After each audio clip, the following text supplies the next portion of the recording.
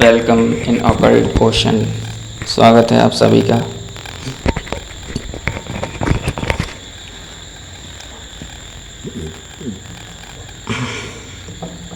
आपके पर्सन की एनर्जी आज चेक करता हूँ, खास करके आप लोग अगर नो कांटेक्ट में हैं तो देखता हूँ कि दिल और दिमाग में क्या है और आपके पर्सन की एनर्जी क्या है। मेरे व्यूवर्स के पर्सन की एनर्जी, अगर वो लोग लेस कांटेक्ट नो कांटेक्ट में बात नहीं हो रही है तो क्यों है, क्या है, पूरा सिनेरियो मुझे दिखाएं।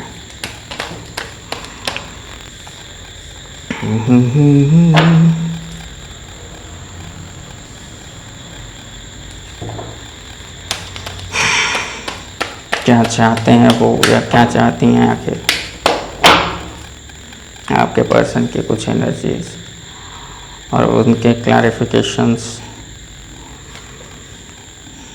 एंजल्स, आप लोग मेरा हेल्प करें, क्योंकि मैं एक बहुत ही एक एनालिटिक रीडिंग कर रहा हूँ जिसमें कि अनसर्टेनिटी बहुत है। अब कार्ड्स बिल्कुल नजर आएंगे। ओके, और टोटल आउटकम भी देखूं कि क्या है इस रीडिंग का। जब मैं रीडिंग कर रहा होता हूं तो कुत्ते भौंकने लगते हैं।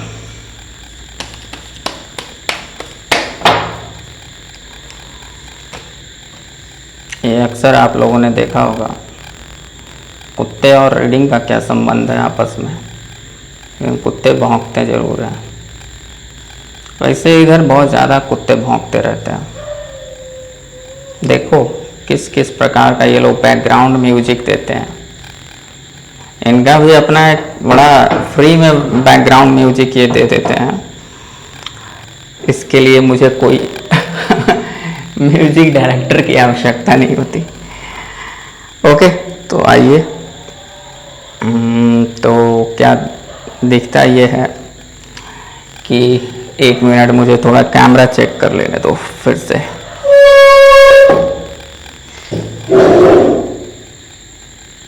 ठीक है, और वो सारी भी चीज़ें ठीक है जो होनी चाहिए वो हैं। ओके,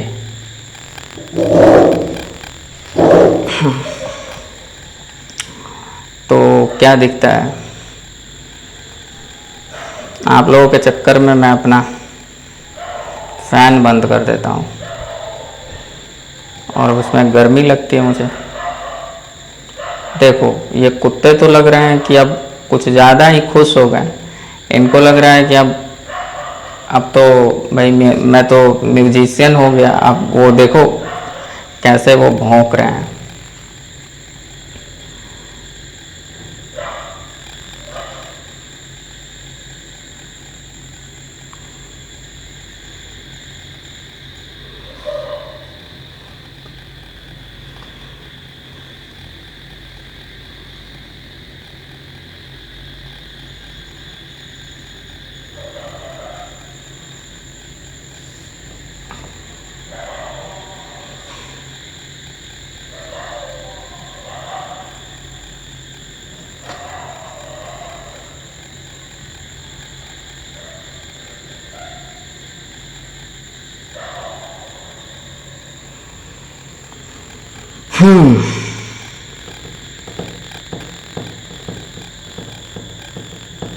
एक मिनट में आपकी एनर्जी भी ले लेता हूँ कि आप लोग इस रिश्ते से क्या चाहते हैं। आपके थॉट में, दिल में और इंटेंशन क्या है इस व्यक्ति से।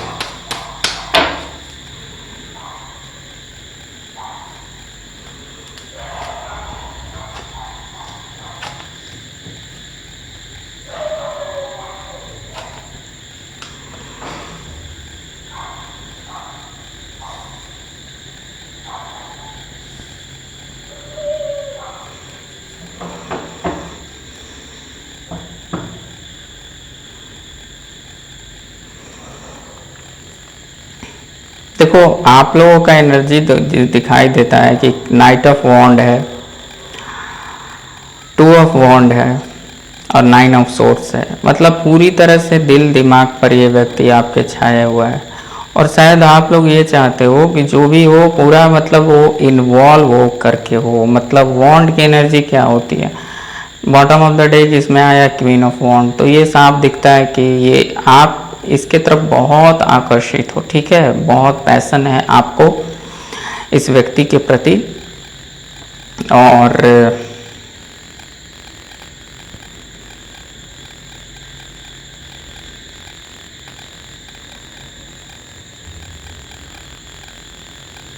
आप ये चाहते हो कि ये व्यक्ति आपकी अहमियत को समझे, ठीक है, कहीं ना कहीं। और शायद यही चीज ये व्यक्ति आपको बहुत दुखी करता है। अगर रेजोनेट करेगा तो बोलना। मुझे लगता है कि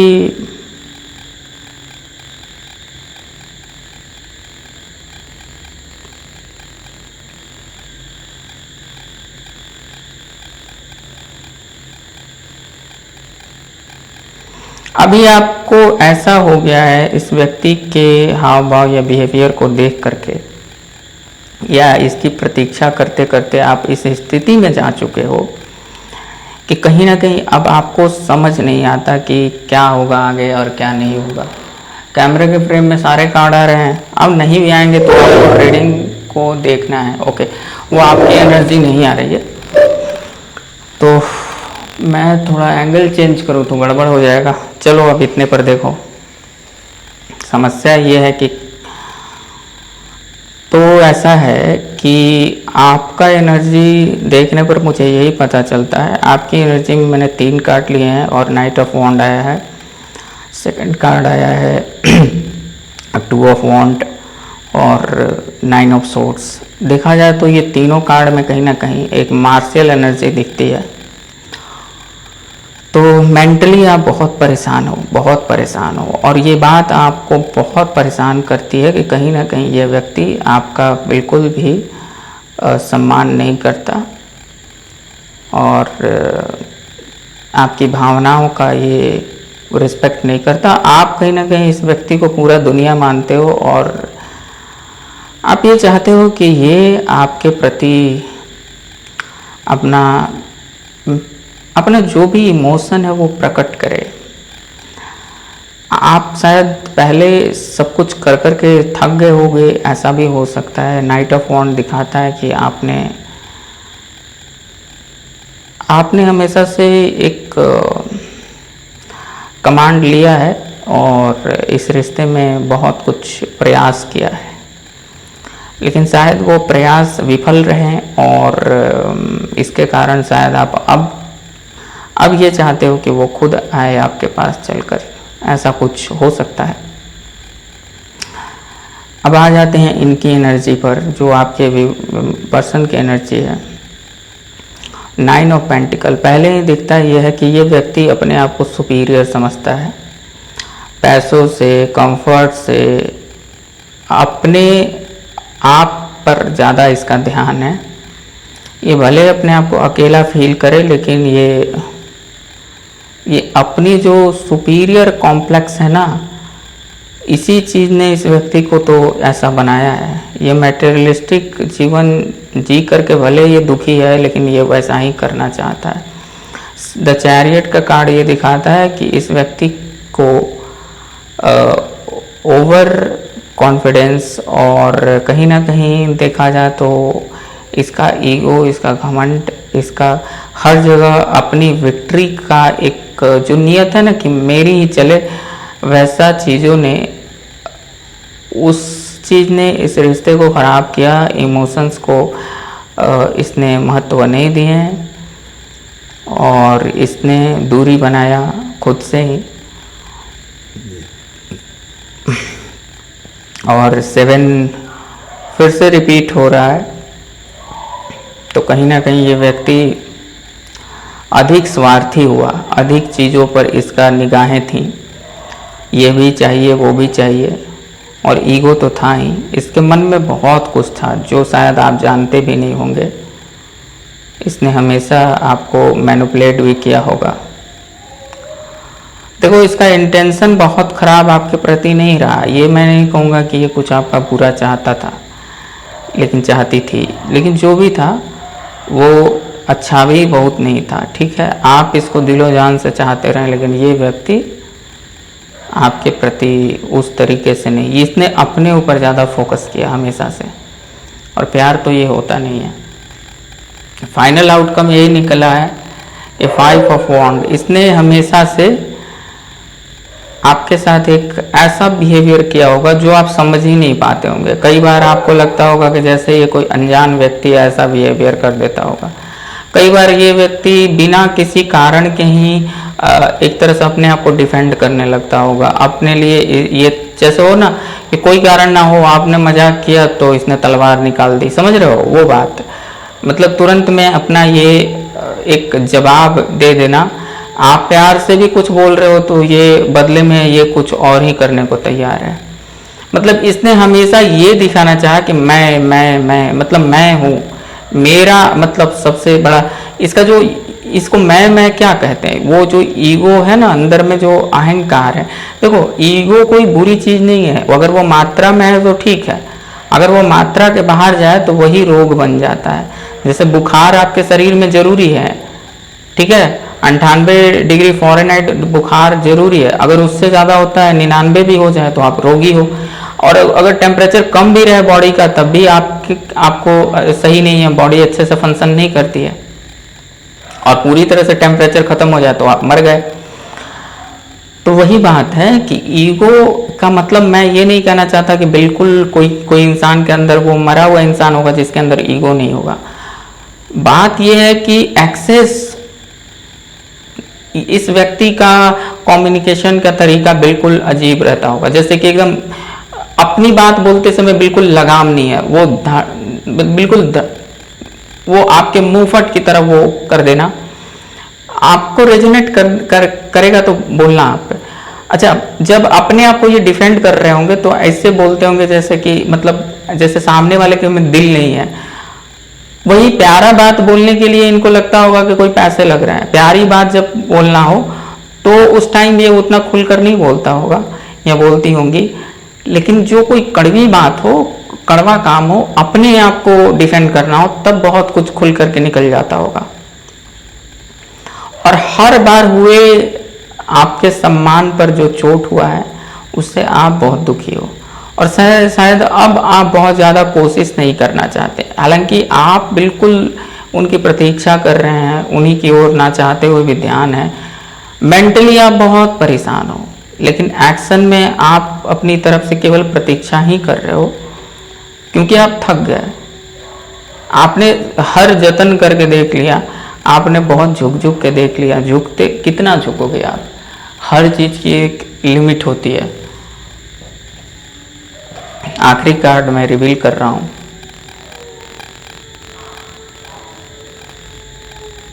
देखो, द लवर्स का कार्ड आया है, तो फाइनली यही दिखाता है कि प्यार है, लेकिन उसमें ये रिश्ता जरूर सोलमेट टाइप का हो सकता है, और ये रिश्ता कार्मिक सोलमेट भी हो सकता है। बाकी वो सब सोलमेट वोलमेट की बातें तो बाद में होंगी। पहले बात मैं ये करता हूँ कि आज भी इस व्यक्ति को खुल करके सामने आना या अपनी गलती को कबूल कर लेना, स्वीकार कर लेना। इसको ऐसा लगता है जैसे कि उससे इसको हिचकिचाहट होती है, झिझक होती है।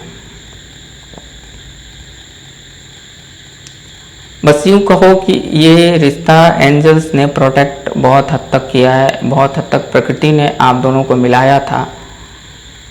और इस व्यक्ति ने, चाहे वो फीमेल है या मेल है, आपकी प्रेमिका भी हो सकती हैं, आपके प्रेमी भी हो सकते हैं, इस रिश्ते को बहुत ही मतलब मैं क्या कहूँ, ये ठेस पहुँचता होगा आपको बहुत दिल पर कि आपने इतना जिसको मतलब बिना कुछ मत कारण के ही इस तरीके से किया गया। केवल इस व्यक्ति के ईगो और सुपीरियर होने का अपना एक इसका ये है। इसको छोटी से छोटी बातें बुरी लग जाएंगी, लेकिन आपको ये बहुत कुछ भी बोल देगा, तो आपसे ये यही चाहेगा कि वो मतलब समझ रहे हो ना, चाहेगी या चाहेगा, यहाँ पर कोई ऐसा नहीं आ जाना। कुछ लड़कियों का एक अलग ही समस्या है, वो हमेशा बस पुरुष लड़के को ब्लेम करने के चक्कर में हर जगह रहती हैं। कल मैंने एक कमेंट देखा, ऐसे ही किसी टैरो रीडर के नीचे में कमेंट था कि लड़के कुछ भी करे तो सही है। अरे वहाँ पर एनर्जी को एक्सप्लेन किया जा रहा है, वहाँ लड़का लड़की नहीं है। वहाँ तो हो सकता है कोई अपनी प्रेमिका के लिए देख रहा हो, कोई अपनी प्रेमी के लिए देख रहा हो। अब मुझे तो नहीं समझ में आता कि ये मानसिकता केवल बोल देना कि लड़के कुछ भी करे, क्या कुछ भी करे, क्या कर रहे हैं लड़के जो आप नहीं कर रहे हो। आपको अगर ऐसा लगता है कि लड़के होने में बहुत आसानी है, तो किसी लड़की को अगर इतना हो तो जेंडर चेंज करवा के देख लो, फिर पता चल जाएगा कि क्या मजा है और क्या सजा है। ऐसा कुछ नहीं है कि वो कुछ भी करे तो सही है। इवन मैं तो कहता हूँ कि उनको बहुत कम आज़ादी है कुछ करने की। वो आपको लगता है, इसलिए लगता है कि उनके ऊपर जिम्मेवारियाँ डाली गई हैं, और जिम्मेवारियाँ डाली गई हैं पूरे घर परिवार की। इसके कारण से आर्थिक जिम्मेवारी के कारण वो मुक्त आपको दिखाई देते हैं। लेकिन मुक्ति क्या होती है, स्वतंत्रता क्या होती है, वो तब पता आपको चलेगी जब आप उस जिम्मेवारी में फंसोगे, और तब पता चलेगी कि वो स्वतंत्रता है कि गुलामी की जंजीर है। बाकी वो उन लड़कियों को समझ में नहीं आएगा जिनको सब कुछ बैठ करके आसानी से मिलता हो, और साथ में कानूनी सेफ्टी भी मिल जाता हो, सामाजिक सेफ्टी भी मिल जाता हो। फिर भी अगर उनके साथ इस दुनिया में, ये दुनिया एक नर्क टाइप की दुनिया है, तो वो अपने लिए ऐसा चाहती हैं कि उनके लिए सब कुछ अच्छा हो। ऐसा कैसे हो सकता है? एक सामने वाला जेंडर के लिए हर जगह गाली, हर जगह थप्पड़ और हर जगह अपमान है, और आपके लिए जो कि इतना सिक्योरिटी है, फिर भी समाज फिर भी सजग है कि आपको कुछ नहीं होना चाहिए। हर जगह सॉफ्ट ट्रीटमेंट मिल जाता है। उसे अपनाते टाइम आपको भेदभाव नजर नहीं आता, लेकिन ऐसे आप कहीं भी बस मतलब अपनी समस्या को दूसरों पर थोपना, दूसरे जेंडर पर थोपने का क्या मतलब है? क्राइम यहाँ सबके साथ हो रहा है, लेकिन समस्या ये है कि क्राइम वही गिना जा रहा है जो ज़्यादातर जेंडर बेस पर क्राइम होते हैं। बाकी वो आप अगर समझदार हो तो इसका नॉलेज भी मैं देता हूँ, जिससे जीवन बहुत अलग ही हो जाएगा। उसके लिए अगर आपको नॉलेज लेना है तो आप मैसेज करें और मेरे साथ में मीटिंग लें, सेशन लें। वो आपको पता चल जाएगा कि जीवन जो आप देख रहे हो अभी तक वैसा नहीं है। एक आजकल आचार्य परेशान आए हुए हैं, वो परेशान सबको किए हुए हैं, वो कुछ और ही बोलते हैं, वो लड़कियों को ज़्यादा खुश करते हैं। इवन आज तक समाज में जितने भी महापुरुष आए वो लड़कियों को ही खुश कर रहे थे। ये कलयुग में जितने हुए हैं वो कभी भी समाज की मूल समस्या के बारे में मूल बात नहीं किया। उसने कुछ किया भी तो पुरुष को उसमें दोषी बता दिया। ठीक है, खुद मतलब इससे एक लड़कियां खुश भी हो जाती हैं कि खुद पुरुष होकर पुरुष का अपमान कर रहा है। लेकिन मैंने कोई ऐसी स्त्री नहीं देखी, कोई लड़की नहीं देखी जो कि खुद लड़की होकर लड़की का ही बुराइयां करे। ये आज तक मैंने नहीं देखा, चाहे कुछ भी हो, चाहे कितना भी सत्य हो। जैसी दृष्टि वैसी सृष्टि वाली बात हो जाती है। लेकिन यहाँ पर वही बात है कि आपको जब तक ये समझ नहीं होगा कि जो घटना हो रही है समाज में वो क्यों हो रही है, या पहले हो रही थी तो वो क्यों हुई होगी, तब तक आप बस एक दूसरे को ब्लेम करते रह जाओगे। और ये बात ज्यादा करना चाहिए कि आगे क्या होना चाहिए, इस पर कोई करना नहीं चाहता चर्चा। आगे क्या होना चाहिए, क्यों होना चाहिए। समस्या बस ये है कि किसी को 2 किलो अनाज फ्री का मिल जाता है तो वो चाहे उससे नुकसान हो देश का, या चाहे उससे आपके बगल वाले एक पड़ोसी का नुकसान हो, इससे आपको मतलब नहीं है। आपको मतलब है कि आपका फ्री का आ रहा है तो बस। तो जहां पर इतने स्वार्थी लोग हैं, आपको लगता है कि कोई आदर्श नियम बन पाएगा वहां पर?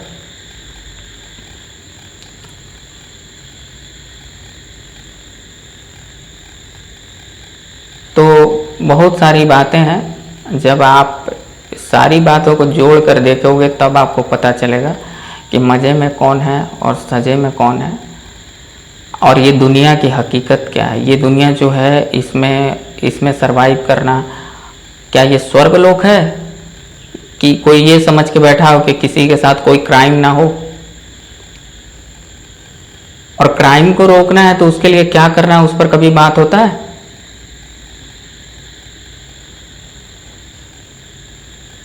आप लोगों को लगता है कि ये पुरुष जो है सारी समस्याओं का जड़ है, अगर इसको हटा दो तो समस्याएं हट जाएंगी। आप कल्पना करो कि कोई स्त्री वाली ही दुनिया हो पूरी की पूरी, क्या वहाँ चोरी नहीं होगी? क्या वहाँ पर आपको नहीं लगता कि वहाँ पर यौन शोषण होगा? वहाँ पर भी यौन शोषण शुरू हो जाएंगे, स्त्रियां के यौन शोषण करेंगी। और क्या वहाँ पर आपको नहीं लगता कि किसी के साथ कुछ ज़बरदस्ती होगा? ज़बरदस्ती बहुत तरह की हो सकती है, किसी से पैसे किसी ने छीन लिए, किसी का मर्डर कर दिया, किसी को अपना गुलाम बना के रखा। तो ये जो आपकी मानसिकता है ये बहुत छोटी है, क्योंकि समस्या ये है यहाँ पर ना कि आप बना रहे हो घर में खाना, लेकिन आपको चाहिए सम्मान उस वैसा जो शौर्यवीर्य को चक्र से सम्मानित करते हैं ना। और किसी सेना में कोई जवान को सम्मानित किया जाता है, वही सम्मान आपको चाहिए भोजन बना के। तो ये समस्या है, ये समस्या है। और ये समस्या कहीं ना कहीं बाहर से भी बहुत हद तक इम्प्लांट की गई है, आपका ब्रेन वॉश वर्षों तक किया गया। ठीक है, तो बहुत सारी बातें हैं यहाँ पर। हो सकता है कुछ लोगों को मैं फीमेल विरोधी लगने लगा होऊंगा, लेकिन उनको मेरा स्वागत है कि अगर आप पूरे डिबेट को ज्वाइन करना चाहती हैं मेरे साथ में और अपने जीवन को बदलना चाहते हो, सही में ये भी समझना चाहते हो कि सही में सही क्या है, सही में प्यार क्या है, और सही में आप जीवन को किस तरह से देख सकते हो। एक बार आप अगर सत्य पर जीने लगो ना, तो आपके आगे जो है, मतलब आपको लगेगा कि ये दुनिया ही डिफरेंट है। फिर तो मतलब ये दुनिया, आपको उसी दिन पता चल जाएगा कि क्या चीज़ है। हम जो दूसरों को ब्लेम अभी तक करते आए हैं, क्या हम खुद सत्य की राह पर चलते हैं? और तब पता चलेगा कि ये दुनिया रहने लायक भी है या नहीं है, या है तो कमियां क्या हैं इसमें। वो जो इस भगवान की बात आप लोग करते हो ना कि आपको भगवान ने बनाया ऐसे वैसे, उस भगवान से जाके कभी पूछो कि इतना सारा डिफरेंसेस और इतने सारे ऐसे चीज़ें क्यों इसमें डाल कर रखे हो जो प्रॉब्लम बनती हैं, उससे कभी नहीं पूछोगे। ये इसलिए मैं कह रहा हूँ कि मैंने शुरू कर दिया है। एक तरह से आप जो भी समझ लो उसे आप आचार्यबाजी समझ लो, बाबागिरी समझ लो, चाहे जो समझ लो, एक तरह से काउंसलिंग समझ लो। जिसको जिसको ज्वाइन करना है वो अपना मैसेज करिए। और अभी ये मैं काम फ्री में कर रहा हूँ, आगे मैं चार्जेस लेने शुरू कर दूंगा। फ्री में इसलिए है कि आप लोगों को पहले थोड़ा सा टेस्ट करवा दूं कि उस ज्ञान की गंगा की क्या टेस्ट है, और उसमें जब आपको अच्छा लगे, होता है ना कि कोई चीज़ आप थोड़े थोड़े टेस्ट कर लो, उसके बाद में मेन मेन्यू आपको मिलेगा। आना चाहो तो फिर वहाँ पर है कि मिनिमम फी के साथ में आप आ सकते हो, बाकी आपकी इच्छा है। जब तक आपके अंदर ज्ञान नहीं है आप भटकते रहोगे, आप उसको ब्लेम कर दोगे, उसको ब्लेम कर दोगे, उसको ब्लेम कर दोगे, बस ब्लेम गेम खेल करके आप निकल जाओगे। पहले तो बोलने से पहले ये सोचना चाहिए कि आप जब बोल रहे हो तो कितना बोल रहे हो, क्यों बोल रहे हो। वो शब्द निकल रहा है तो उसके पीछे पहले सोचो। जब सोचना शुरू करोगे ना तो कई बार आप वो बोले हुए शब्द भी आपको लगेंगे कि व्यर्थ में मैंने बोल दिया। ये तो सही बात नहीं है। आप खुद सोचोगे। सस्ती लोकप्रियता पाने का आजकल का आसान ये है कि आप कह दो कि आपको पुरुषों को बदनाम कर दो, बस सस्ती लोकप्रियता पालो। ये बहुत आसान है। दूसरा पक्ष आप रखोगे नहीं। एक पक्ष था जिसमें आचार्य परेशान बोल रहे हैं, आप समझ लेना मैं किसकी बात कर रहा हूँ। आचार्य परेशान बोल रहे हैं कि दुनिया में सबका नाम लिया जा सकता है, भगवान का नाम लिया जा सकता है, हनुमान का नाम लिया जा सकता है, राम का नाम लिया जा सकता है, लेकिन टिंकुआ का पापा का नाम नहीं लिया जा सकता। केवल टिंकुआ का पापा जो लुच्चा लफंगा है। मतलब इससे क्या साबित होता है?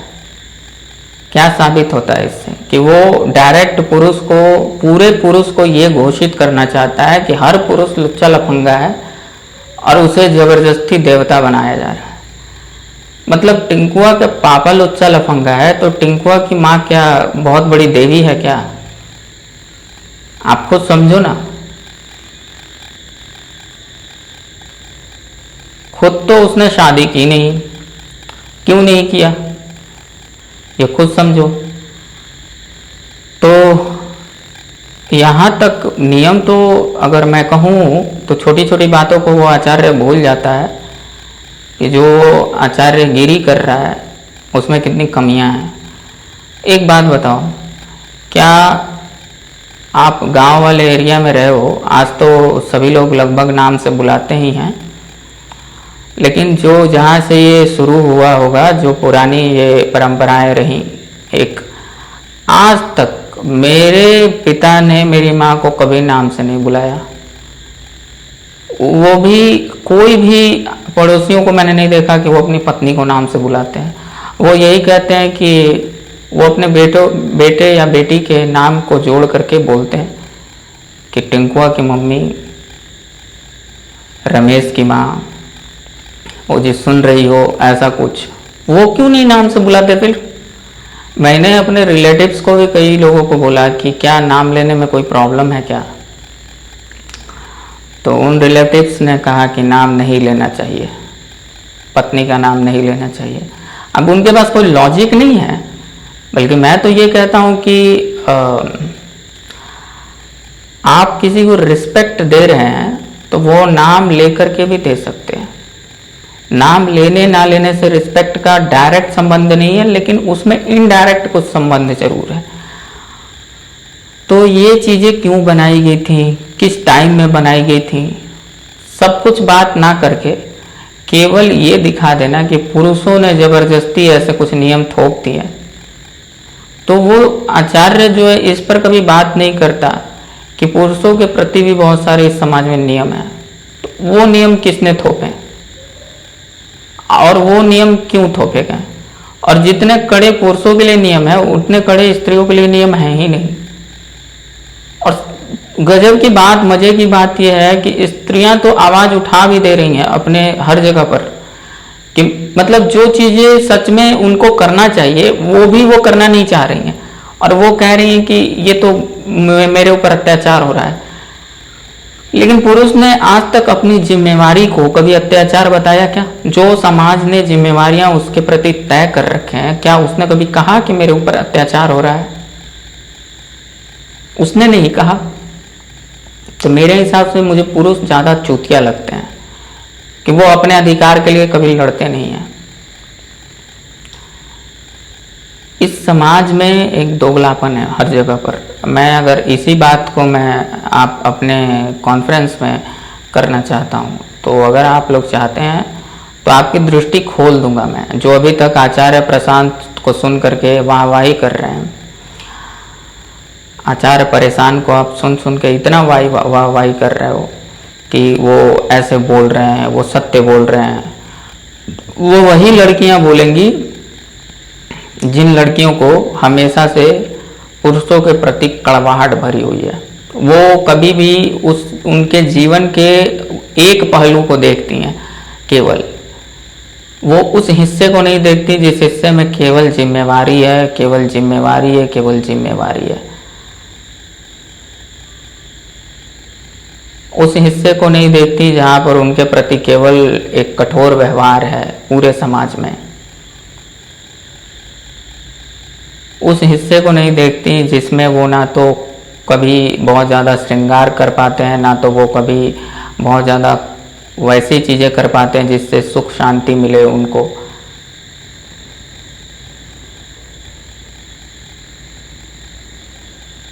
वो कड़वे जो चीज़ें उनके प्रति है, ईमानदारी से कोई स्त्री सोचे तब उसको पता चले। इस समाज में समस्या बहुत है, लेकिन समस्या का ये कह देना कि उस व्यक्ति के कारण, उस जेंडर विशेष के कारण ये समस्या पैदा की गई है, तो ये गलत है।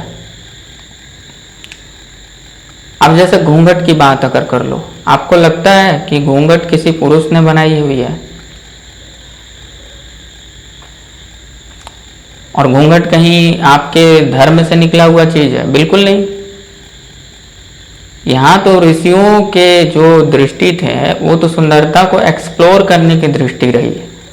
हमारे धर्म में, हमारे धर्म में कोई समस्या ही नहीं है, उसमें सुंदरता को दिखाना ही मतलब उसमें ज़्यादा अच्छा माना जाता है, उसको ढकना नहीं।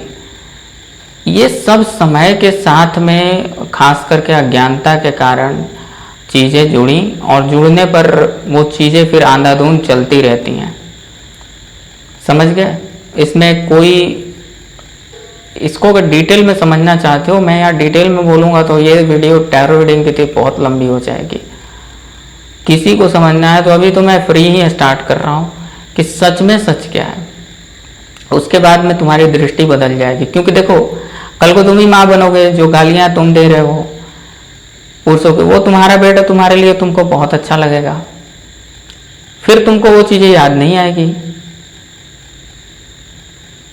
तो सही मायने में तुमको ये पता होना चाहिए कि रियल समस्या है क्या। नहीं तो तुम वही करोगे कि दूसरे के लड़के को तुम पुरुष के नज़र से देखोगे, अपने लड़के को किसी और नज़र से देखते हो। अब तुम्हारे बेटे के लिए जो बहू आएगी वो उसको वैसे ही चुड़ैल बन जाएगी उसके ऊपर, और फिर तुम उसको समझोगे कि अरे इसका जीवन बर्बाद कर दिया इस लड़की ने। अब वो समझेगी कि मैं नारी हूँ भाई, मैं तो देवी हूँ, मैं तो कुछ करती ही नहीं, टिंकुआ का पापा ही हरामी है। मतलब उस आचार्य ने कितनी गलत बात बोली कि जो टिंकुआ का पापा लुच्चा लफंगा है, बस इसी का नाम नहीं लिया जा सकता, दुनिया में किसी का भी नाम लिया जा सकता। मतलब टिंकुआ के पापा जितने भी हैं वो सारे लुच्चे लफंगे ही हैं। मतलब वो तो ये कह रहा है कि पुरुष ही लुच्चा लफंगा है, पुरुष ही बदमाश है, ये खुले आम कह रहा है ना। वो जब इतना पुरुष खराब है तो स्त्री फिर उसके पास जा ही क्यों रही है? ऐसा तो नहीं है कि पुरुष जबरन उठा के ले जा रहा है उसे। जब स्त्री को इतना समझ आ ही गया है कि ये टिंकुआ का पापा इतना लुच्चा लफंगा है, तो फिर टिंकुआ के पापा के पास जाने की आवश्यकता क्या है? समझ में तब आएगा ना जबकि आप खुद ईमानदार रहोगे। ईमानदारी तो आपके भीतर खुद ही नहीं है।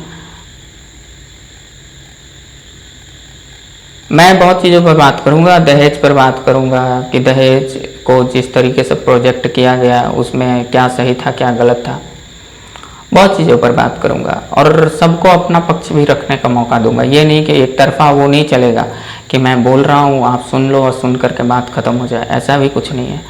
तो मैं वो वेबिनार रखूँगा और जिनको जिनको जुड़ना है वो जुड़ जाएं, और फ्री है, पूरी तरह से फ्री है। आप जुड़ने के लिए बस व्हाट्सएप पर मैसेज करें। जब मैं देखूंगा कि नंबर उतने हो गए कि जितनों को मैं लेक्चर दे पाऊँ एक बार में, तो मैं एक डेट फिक्स कर दूंगा और टाइम बता दूंगा। आप लोग उस टाइम पर बस जुड़ जाना है मुझसे ऑनलाइन।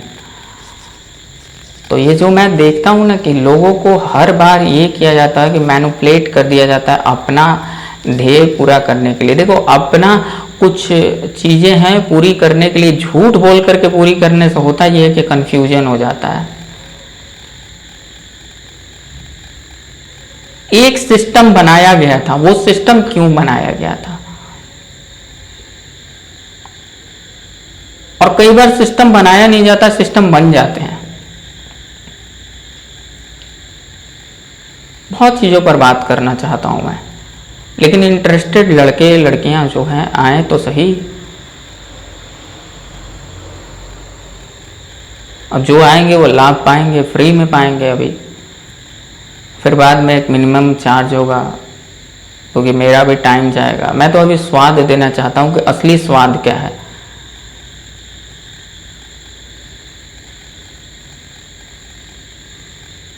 जीवन का समझ केवल गीता पढ़ लेने से नहीं आती। कितने लोगों ने गीता रटी हुई है, कितने लोगों ने भाष्य किए, कितने लोगों ने समझे हुए हैं, लेकिन इससे कोई जीवन का बहुत बड़ा समझ आ जाए, मैं नहीं समझता। गीता पढ़नी चाहिए, वेदांत पढ़ने चाहिए, लेकिन उसमें ही अगर किसी ने उसको नहीं पढ़ा तो उसको कुछ समझ नहीं है, ये सोचना, ये परेशान जैसे व्यक्तियों का बहुत ही थोथापंती है। कुछ तो ऐसा होता है कि आपको जीवन का एक्सपीरियंस रहता, कुछ तो ऐसा होता है कि चेतना पहले से ही बहुत एक्सपीरियंस रखती है, और वो एक्सपीरियंस के रूप में होता है, ना कि वो यादों के रूप में, श्लोक के रूप में नहीं होता। आज गीता का बहुत बोलबाला है, गीता गीता गीता, कितने लोग पढ़ के समझ जाएंगे अगर ऐसी बुद्धि रही तो। आपको तो अभी कुछ और रटा दिया जाए, आप उसके मुरीद हो जाते हो। दूसरे अगर कोई अपनी बात को बहुत घुमा फिरा के कह दे, आप उसकी बात मान लेते हो। अपना सेंस डेवलप जब तक आपका नहीं होगा, आप गीता भी पढ़ रहे हो तब भी आप बेवकूफ़ हो, क्योंकि आप गीता की बात मान लोगे। कभी गीता पर भी संदेह होता है कि जो कहा गया वो शायद अर्जुन को मैनिपुलेट करने के लिए कहा गया क्या?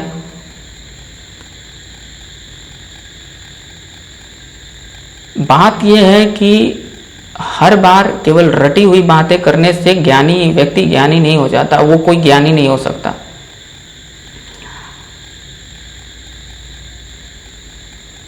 बस मैंने ये ऑकल्टेशन स्पिरिचुअलिटी के लिए ऑन किया था चैनल, और मैं यही चाहूँगा कि हमारा ये जो आध्यात्मिक परिवार है वो बड़ा हो।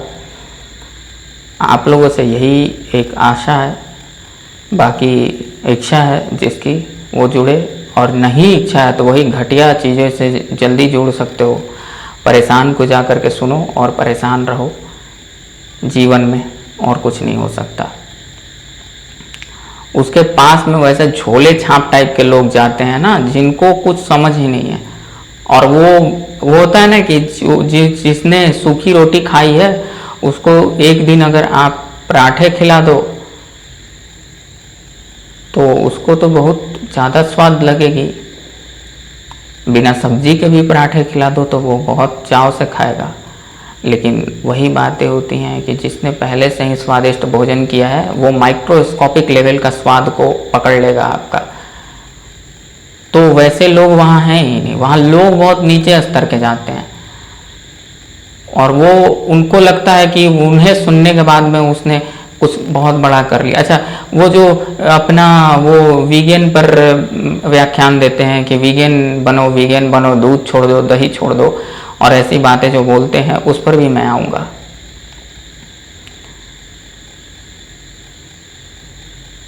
तो अगर इन सभी बातों पर ज्ञान चाहते हो, प्रेम पर ज्ञान चाहते हो, प्रेमिका पर ज्ञान चाहते हो, सब कुछ चाहते हो, तो उस वेबिनार से जुड़ो। और अगर नहीं जुड़ना चाहते हो तो फिर मैं क्या कर सकता हूँ? फिर जिसको भाड़ में जाना है वो जाओ, उसमें भी कोई प्रॉब्लम नहीं है। मैं ज्ञान अपना मेरे सोल के अंदर में वो चला गया, मेरे एक्सपीरियंस में चला गया। तुमको लेना है लो, नहीं लेना है तो तुमको लगता होगा कि बस ये रीडिंग देख करके जीवन सुधर जाएगा, तो करते रहो।